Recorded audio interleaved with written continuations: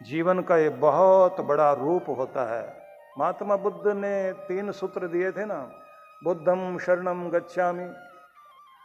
सब बोलते हैं ना, सबको याद रहता, बुद्धम शरणम गच्छामि, धम्मम शरणम गच्छामि, संघम शरणम गच्छामि। 3 सूत्र। जब कहते हैं बुद्धम शरणम गच्छामि तो उसका मतलब बुद्ध की शरण में जाता हूं, ऐसा नहीं। बुद्ध मतलब बुद्धिमत्ता, विवेक, विवेक की शरण में जाता हूं, समझदारी। पूरे घर में एक समझदार आदमी भी हो, सबको संभाल लेगा। लीडरशिप क्वालिटी होती है समझदारी। ये नेतृत्व शक्ति। जिस आदमी को सबको संभालना आता है, पूरे ग्रुप में एक कोई ऐसा लीडर जरूर होता है किसी बड़ी कंपनी के अंदर, जिस आदमी की बुद्धिमत्ता से सुंदर प्रबंधन होता है। काया पलट कर देगा वो, अकेला एक व्यक्ति। एक व्यक्ति पूरी पूरी कंपनी की काया पलट कर देगा, उसके आते ही स्थिति बदल जाती है। कहते हैं ना कि घोड़ा, शस्त्र, शास्त्र, साज जैसे हाथों में पड़ेगा बस वैसा बन जाएगा। घोड़ा तो वही रहेगा, चलाने वाला घुड़सवार बढ़िया होना चाहिए, फिर देखो घोड़े का कमाल। साज वही रहेगा, बजाने वाला कमाल का होना चाहिए, देखो क्या संगीत निकलता है। शास्त्र वही होगा, सुनाने वाला बेहतर हो तो शास्त्र चमत्कार कर देगा आपकी जिंदगी में। ऐसे ही किसी कंपनी को, संस्थान को, राष्ट्र को भी ले सकते हैं आप। एक वे जो बैठने से कुर्सी पर जिनका मान बढ़ता है, एक वे होते हैं जिनके बैठने से कुर्सी का मान बढ़ता है। जब कुर्सी पर बैठने वाला ऐसा आ जाता है कि जिसके बैठने से कुर्सी सम्मानित होने लगी है, तो समझ लेना चाहिए काया पलट वाला आदमी आ गया है। अब दुनिया बदलेगी। एक खास तरह का व्यक्तित्व, बुद्धिमत्ता से युक्त, नेतृत्व शक्ति जिसके पास है, उसके आने का मतलब ही और होता है। उसका काम मनोरंजन करने का नहीं होता कि इसको भी पसंद आए उसको भी पसंद आए। जो सबको खुश करने में लग जाएगा वो किसी को खुश नहीं कर सकता, याद रख लेना। कुछ को तो बुरा लगेगा ही। तो इसलिए कहीं ना कहीं कठोर निर्णय लेने के लिए भी कोई तैयार हो जाए। मैं आपके अपने जीवन की और आपके घर परिवार की बात कर रहा हूँ, कोई राजनीति की बात नहीं कर रहा हूँ। हालांकि अर्थ बहुत दूर दूर तक जाते हैं। तो आपको ये निवेदन करना चाहता हूं कि जब आपके घर में, परिवार में एक समझदार होता है तो पूरे घर की स्थिति बदल जाती है। कुछ समझदार होते हैं जो लोगों को जोड़ने में लगे रहते हैं, पीड़ाओं को पी जाते हैं, मिलाने का काम करते हैं। रूठे हुए को मनाएं, पीछे रह गया उसको आगे लेकर आए, बड़ों को भी मान दे दे, छोटों को भी प्यार दे दे। समझदार सबको बांधे बैठा है। वो महिला हो सकती है, पुरुष हो सकता है। एक महिला जो थोड़े से पैसे में अपने पूरे घर को चला रही है, सबकी पीड़ा पी लेती है, आंखों में आंसू होते हैं, लेकिन कोने में जाकर रोकर आंसू पोंछ कर आ जाती है मुस्कुराती हुई, और उसके बाद फिर कहती है कोई बात नहीं, मुझे अपना घर संभालना है। मुख सिला रहता है, किसी के सामने अपनी पीड़ा नहीं कहती। वो सबका ख्याल रखती है, पर उसका ख्याल कोई नहीं रखता। वो सबके खाने का, पसंद का ध्यान रखती है, सबकी पसंद का भोजन बनेगा, उसकी पसंद का किसी को ख्याल नहीं। सारे रिश्ते नाते जोड़ रखे हैं उसने, सारा मोहल्ला बंधा हुआ है उसके कारण। उसको कोई समझ नहीं पा रहा है ये क्या है। तब समझते हैं जब वो नहीं रहती। बहुत रोना आता है कि तू थी तो सब कुछ था, तुम्हारे जाने के बाद हमारा घर बिखर गया, तुम्हारे जाने के बाद हमारे रिश्ते टूट गए, तुम्हारे जाने के बाद घर का प्रेम रूठ गया। तुम आत्मा बनकर इस घर में जीवन दे रही थी, तुम्हारे जाने के बाद समय रुक गया है। दिन निकलते जरूर हैं, लेकिन दिन में अब वो बात नहीं है। अब घर में कोई आकर्षण नहीं रहा। पता लगता है कि एक ऐसी आत्मा जिसके अंदर जीवंतता थी, नेतृत्व शक्ति, ऐसी अन्नपूर्णा के जिसकी रसोई कभी कम नहीं पड़ी, आए गए का सम्मान खूब पूरा हो गया। जो कहती है अपने बच्चों से क्या नहीं है हमारे पास, बच्चे कहते हैं हमारे पास कुछ भी नहीं है, हमारे पास ये भी नहीं है, वो भी नहीं है। और माँ कहती है क्या नहीं हमारे पास, सब कुछ तो है। अच्छे दिन बीत रहे हैं। एक अच्छा व्यक्ति घर में बैठा है, त्योहार है हर दिन, चाहे वो माँ हो या पिता हो। इसलिए मैं निवेदन करना चाहता हूं, जब बुद्ध ने ये कहा बुद्धम शरणम गच्छामि, सीधा सा मतलब था बुद्धत्व, विवेक की शरण में जाता हूं, बुद्धिमत्ता, समझदारी। समझदार बनने के लिए विवेकशीलता जीवन में आ जाए, उस शरण में जाता हूं। धम्मम शरणम गच्छामि, आचरण में धर्म उतर आए, मैं उस तरफ जाता हूं। व्यवहार में, आचरण में, स्वभाव में धर्म उतराए, धम्मम शरणम गच्छामि। फिर एक और शब्द, संगम शरणम गच्छामि, अद्भुत शब्द है। संग मतलब मिलजुल कर रहने की शक्ति, एकता की शक्ति। मैं उस शक्ति की शरण में जाता हूं। 8 हाथ 1 सिर, उसका नाम है शक्ति। जगदम्बा, जगजननी, मां परमेश्वरी, जयंती, मंगला काली, भद्र काली, कपालिनी, दुर्गा, क्षमा, शिवा, धात्री, स्वाहा, सुधा, नमोस्तुते। शरणागत दीनार्थ परित्राण परायणे, सर्वस्यार्थे हरे देवी नारायणी नमोस्तुते। सबके कष्ट दूर करे, शरण में आए हुए का दुख दूर कर दे। सभी के लिए जो करुणाद्र है, दया से पिघली हुई, ऐसी जगदम्बा मां।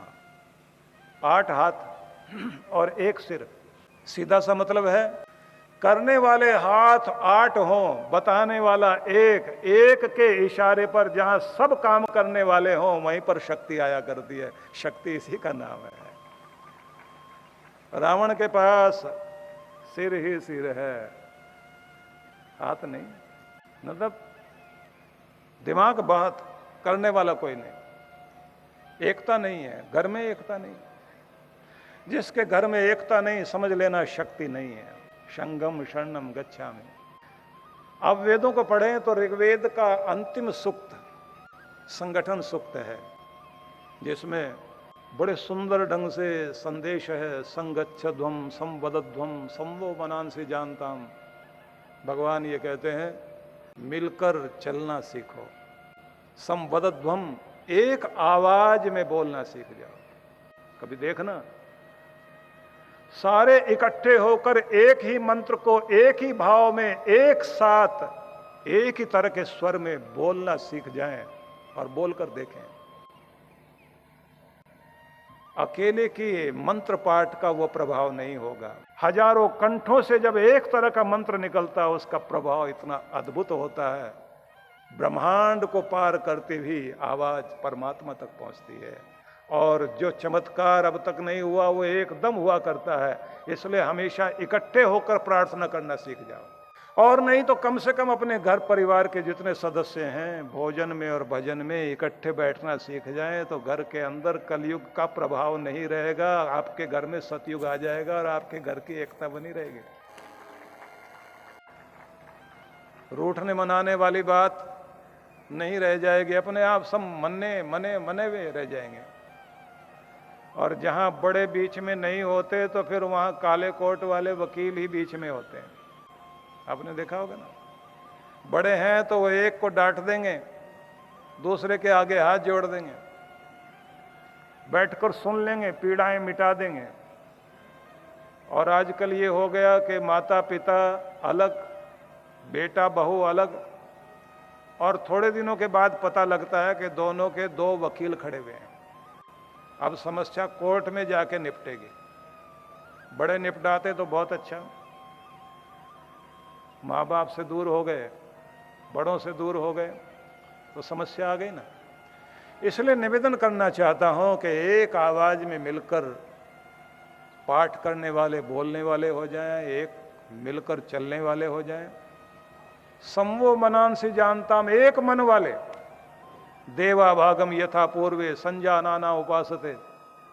जैसे देवताओं ने पूर्व में सफलताएं प्राप्त की थी, बस वैसी ही सफलताएं तुम्हें भी प्राप्त होती जाएगी, तुम्हारा अमृत भी तुम्हें मिलता चला जाएगा।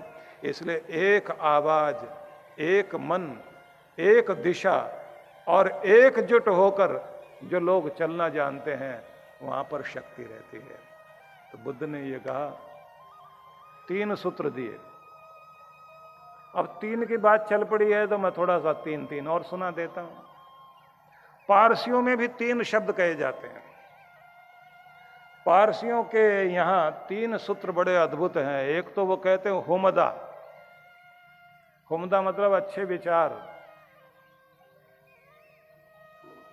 बड़ी प्यारी बात है।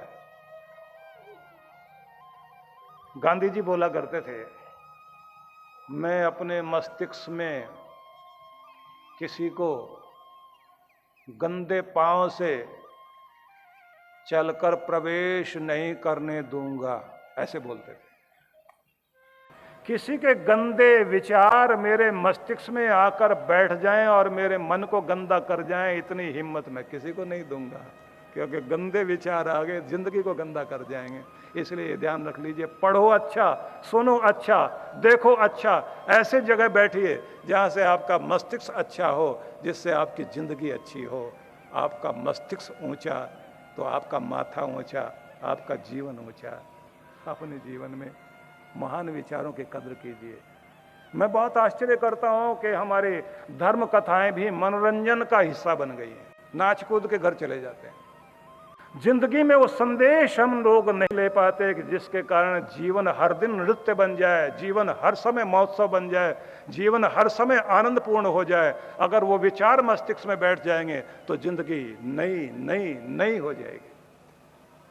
नाचने कूदने को हमने समझ लिया कि कोई बहुत अच्छा गा ले, बहुत अच्छा नचा दे, कथा हो गई अच्छी, बहुत अच्छी कथा हो गई। प्रसाद बढ़िया बचा, बढ़िया प्रसाद बट गया। हलवा अच्छा था, 36 प्रकार के व्यंजन थे। राम जी का जन्म हुआ था, फिर विवाह का अवसर आया। हर चीज को हम मनोरंजन की तरफ तो लेकर चले गए, लेकिन जब पूछा जाता है कुछ कथा जीवन में भी आई। सीधा मतलब समझ लीजिए, कथा जब तक जीवन की व्यथा नहीं छीन ले तब तक कथा जीवन में आई नहीं। कथा आने का मतलब ही व्यथा दूर होनी चाहिए, पीड़ाओं से रहित हो सके। सत्संग का रंग जब जीवन में आ जाए, एक नशा उतरता जीवन में। तो पारसियों में यह कहा जाता है हुमदा, अच्छे ऊंचे महान विचार। ये एक सूत्र है, सामने लिख कर लगा लेना चाहिए। मेरे पास आते हुए विचार महान हैं, ऊंचे हैं। यह हल्के विचारों को, कैसे भी चीज़ों को पढ़ता सुनता देखता हूँ। मेरा निवेदन है, जो हम लोग ये सीरियल देख रहे होते हैं ना रात में, महिलाएं तो तौलिया लेके बैठ जाती हैं, क्योंकि हाँ रुमाल से काम नहीं चलता, रोती रहेंगी बैठकर। वही टीवी है, न जाने क्या क्या दे रहा है, और बच्चे भी वैसा ही सीख रहे हैं। बूढ़ी बूढ़ी महिलाएं ऐसे ऐसे दांव और ऐसे ऐसे चालें चलती हैं, उसको देख देख करके सीरियल में खलनायिका बूढ़ी महिलाएं। बच्चे भी वैसे ही, बच्चों को दिखाया घर में आग लगाते घूम रहे हैं, भड़काते घूम रहे हैं। अपने बच्चों को कभी किसी की जासूसी करने में मत लगा देना। जाओ देख करके आओ चाची क्या बोल रही है, दरवाजे के पास खड़े रहना। जाओ सुन के आओ चाचा क्या बात कर रहे थे, ननद ने क्या बोला था, देख के आओ, सुन के आओ। अब किसी ने आकर के पत्नी को भड़का दिया, अब वो गुस्से में है और चल रहा है सामने टीवी के ऊपर जगराता। अब वो एकदम गुस्से में आके अपने बच्चे से कहती है, जाओ अपने पापा को बुला के आओ। और बच्चा जो है बोलता हुआ जा रहा है, चलो बुलावा आया है, माता ने बुलाया, जय माता दी। अब पति की तो हालत खराब कि पता नहीं किसने क्या भड़का दिया। क्योंकि लोग ही कुछ ऐसे होते हैं ना कि जिनको आप समझते हैं अत्यंत ज्वलनशील पदार्थ, कोई छोटी सी चिंगारी डाले तुरंत भड़क गए। विचार ऊंचे, विचारों को देने का काम हमारे पास ये सिनेमा, टीवी। अब रहा सहा काम आपका मोबाइल फोन, व्हाट्सएप, कितना अकेला कर दिया आदमी को। पहले मिल के इकट्ठे हंस लेते थे, अब तो इकट्ठे बैठ के हंस भी नहीं पाते। अकेला ही बैठा हंस रहा है आदमी फोन खोल के, पड़ोस वाला भी साथ में आकर के बैठेगा नहीं, वो भी कहेगा भाई साहब मुझे भी सेंड करना, बहुत अच्छा सा लग रहा है, कोई चेहरा देखते ही वो भी चलते चलते ही हंसेगा, मुस्कुराएगा।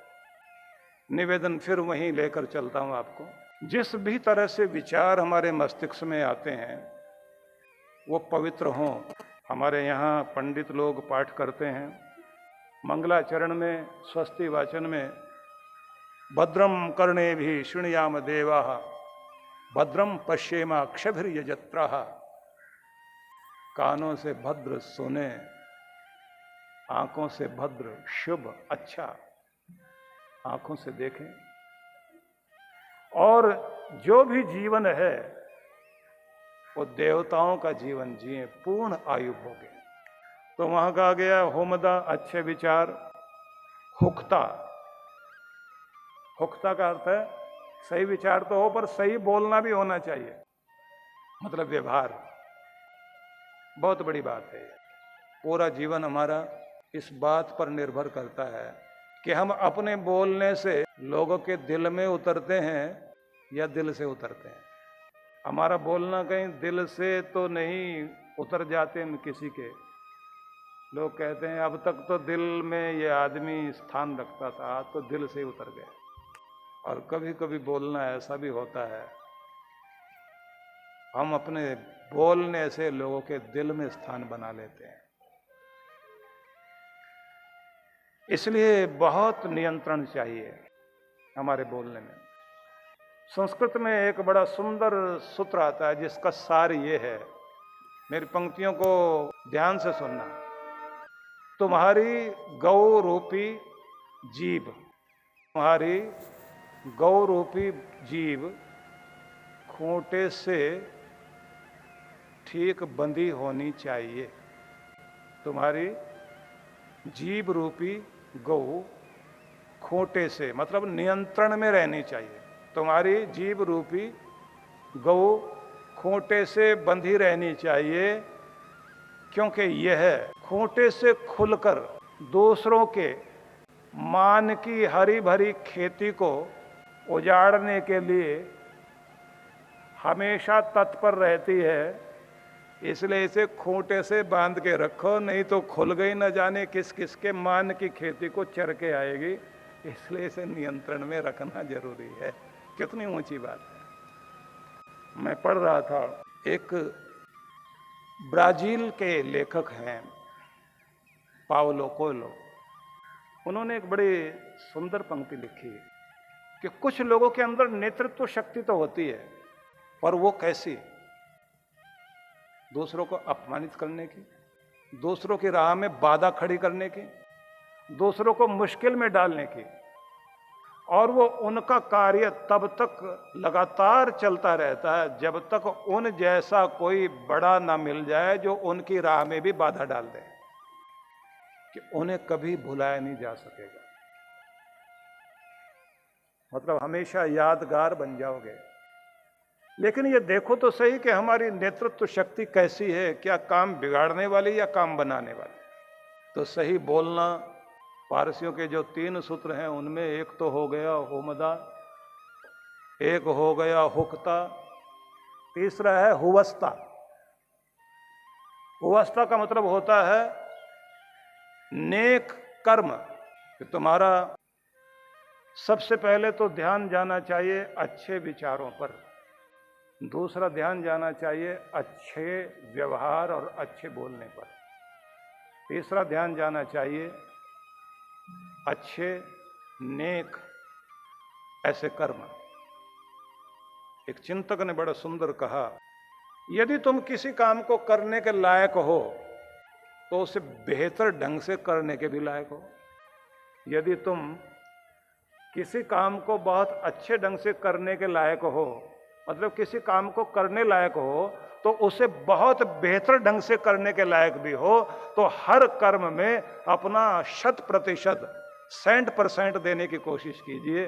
तो फिर उसका मतलब है वही कर्म आपको आपके शिखर पर बैठाएंगे और आपको अपना एक आनंद देंगे जो लोगों के दिलों पर छाप छोड़ेंगे। देखिए आप किस काम को ठीक ढंग से करने लायक है। कुछ भी करना पड़े तो उसे साधारण ढंग से मत करो। तो इसलिए मैंने आपसे कहा कि गीता का ये एक सुंदर रूप है, अर्जुन शिष्य है और कृष्ण गुरु। अब जब भगवान श्री कृष्ण ने अर्जुन को उपदेश दिया, उसमें एक प्रार्थना अर्जुन की थी। अब वो प्रार्थना क्या थी?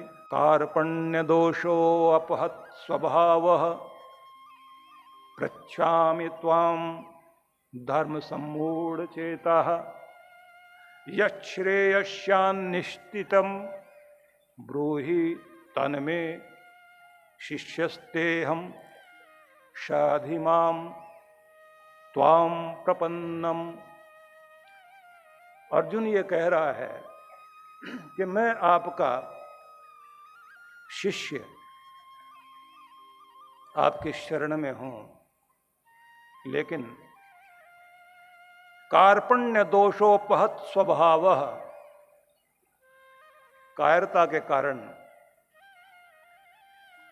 क्योंकि पूरा शरीर कंपित हो रहा है, मुख सूख रहा है, किम कर्तव्य विमूढ़ हूं, तो इस समय मैं नहीं जानता कि मेरा कर्तव्य क्या है। पृच्छामि त्वा धर्म सम्मूढ़ चेता, मेरा कर्तव्य क्या है, इसके लिए मैं बहुत ही मूढ़ हो गया हूं, मूर्खता से भर गया हूं। तो मेरे लिए आप मेरा मार्ग दर्शाओ। उपनिषदों में जहां हम पढ़ते हैं असतो मां सदगमय तमसो मां ज्योतिर्गमय, मैं अंधेरों में हूं, भटक गया हूं, भ्रमित हो गया हूं, मैं खो गया हूं, मुझे प्रकाश की ओर लेकर चलो, मुझे उस तरफ लेकर चलो कि जहां मुझे मेरा लक्ष्य मिल सके। मैं दुखों से अमृत की तरफ जाना चाहता हूं, मैं असत से सत्य की तरफ जाना चाहता हूं। ये जीवन के लिए बहुत आवश्यक चीज है कि हम लोग ये कह सकें कि भगवान तुम मुझे राह दिखाओ। कभी कभी जब मन बहुत पीड़ित हो तो अपने मन में पीड़ा को लेकर आंख में भले ही आंसू हों, परमात्मा के चरणों में प्रार्थना करने के लिए निमग्न होना चाहिए, प्रार्थना करनी चाहिए। प्रार्थना करने से बहुत कुछ बल मिलता है। अर्जुन ने भी प्रार्थना की, मुझे नहीं सोचता कि मेरा रास्ता क्या है, आप मुझे बताओ, मैं तो शिष्य बन गया हूं, आपकी शरण में आ गया हूं। और पूछा है कृष्ण से। हम लोग पढ़ते हैं इतिहास को तो ध्यान में आता है कि जिस समय शिवाजी छोटे थे तो उनके दादा महाभारत की बहुत सारी कथाएं सुनाते थे, गीता की बात सुनाते थे। तो एक दिन शिवाजी ने कह दिया, दादाजी मैं अर्जुन बनना चाहता हूं, आप बताओ कि मैं अर्जुन कैसे बनूं, क्योंकि मेरे जीवन में कृष्ण है ही नहीं।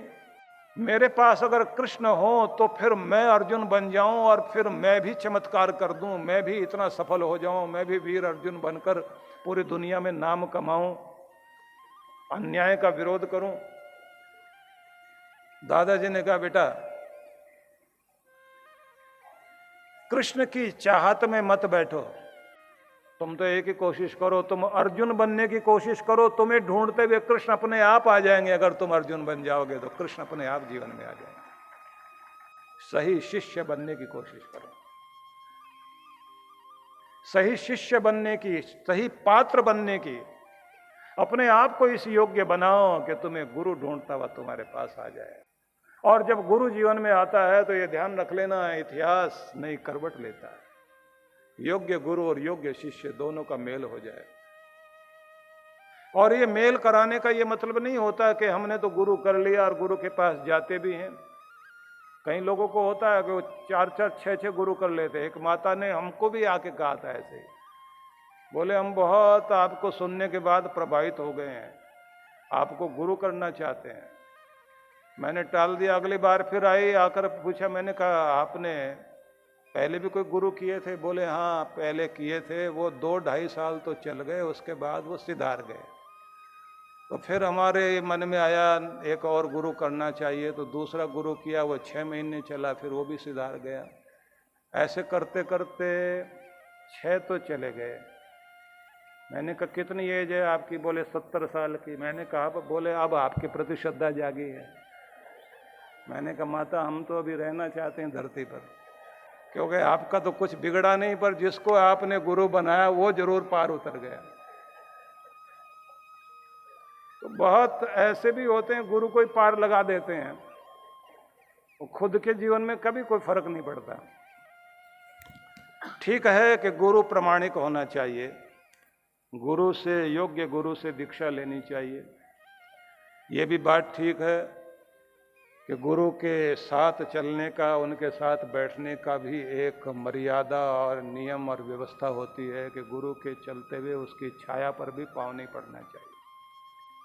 गुरु अगर एक तृण भी दे तो उसे अमूल्य निधि समझ करके संभाल के रखो। मेरे गुरु की निशानी है। मेरे सदगुरु ने प्रेम भरे हाथों से ये कुछ दिया मुझे, ये अमृत है। भावना में ही बहुत कुछ होता है। और गुरु के सामने जब बैठे तो विनम्रता और जिज्ञासा भी करें, बहुत ढंग से जिज्ञासा करनी चाहिए। भगवान श्री कृष्ण कहते हैं तद विद्धि प्रणिपातेन परिप्रश्नेन सेवया। ठीक ढंग से प्रश्न करना भी आना चाहिए। तद विद्धि प्रणिपातेन, प्रणिपात करके प्रणाम करने का वो ढंग जो भारत का अद्भुत है, दंडवत प्रणाम करना, गुरु की परिक्रमा करना, गुरु को दंडवत प्रणाम करना। गुरु सामने से जा रहे हैं तो जहां खड़े हैं वहीं हृदय पर हाथ लगाकर, दोनों हाथ जोड़कर सिर झुका के प्रणाम करना चाहिए। जब चले जाएं उस मिट्टी को माथे से लगाना चाहिए। गुरु सामने बैठे, प्रणाम करने का अवसर मिले, ज्यादा समय नहीं है तो 3 फुट कम से कम दूरी तो जरूर रहनी चाहिए। घुटनों के बल बैठकर, पूरा सिर झुकाकर और दोनों हाथ आगे ले जाकर। ये चीज आप अगर देखें तो थाईलैंड में आपको देखने को मिलेगा। वहां जो बुद्धिस्ट लोग हैं, अद्भुत प्रणाम की परंपरा है। तो श्रद्धा से प्रणाम करें, गुरु का संदेश भी सुने, गुरु का उपदेश भी सुने। मैसेज क्या दिया, उपदेश क्या दिया, फिर ये भी देखें आदेश क्या दिया।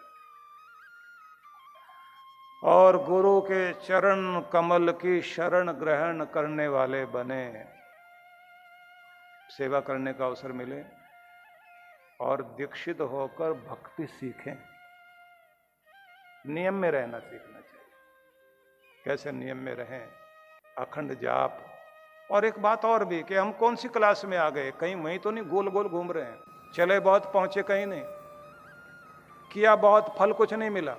मैं इसलिए बार बार ये कहा करता हूं, भैया तुम मानो किसी को, शिष्य किसी के भी हो, अगर आपकी भक्ति में कहीं दिक्कत आ रही है, विधि हमसे सीख जाइए, मानिए उन्हीं को। क्योंकि हम अपने को मनवाना नहीं चाहते, हम भगवान को मनवाना चाहते हैं। हम आपको जहाँ है वहाँ से आगे लेके जाना चाहते हैं। जहाँ हम सहायता कर सकते हैं वहाँ सहायता करने की इच्छा है। इसलिए कभी कभी बड़ी अद्भुत बात होती है।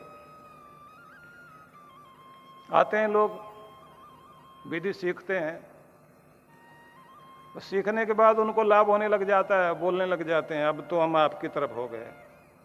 मैंने कहा ना उनकी तरफ ना मेरी तरफ, भगवान की तरफ जरूर रहना, और जहाँ टिके हो वहाँ टिके रहना।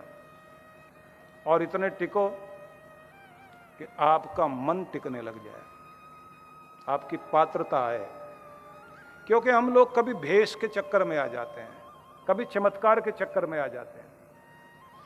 उसका परिणाम ये होता है कि हम लोग जो वास्तविक चीज लेने के लिए आए थे उससे दूर हो जाते हैं।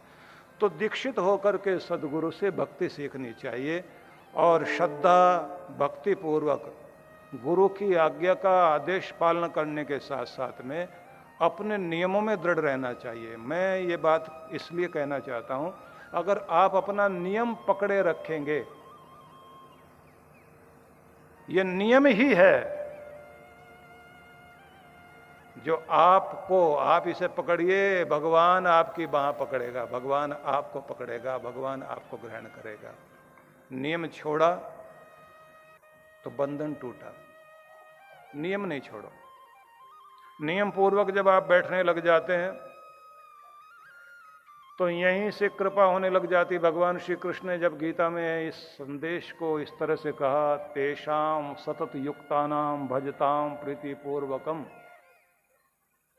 वो जो नित्य निरंतर मुझ में लगे हुए हैं और प्रेम पूर्वक भजन करते हैं, तेषाम सतत युक्तानाम भजताम प्रीतिपूर्वकम ददामि बुद्धि योगम तम येन माम उपयांति ते, उनको मैं बुद्धि योग देता हूं जिससे वो मुझे पा सके।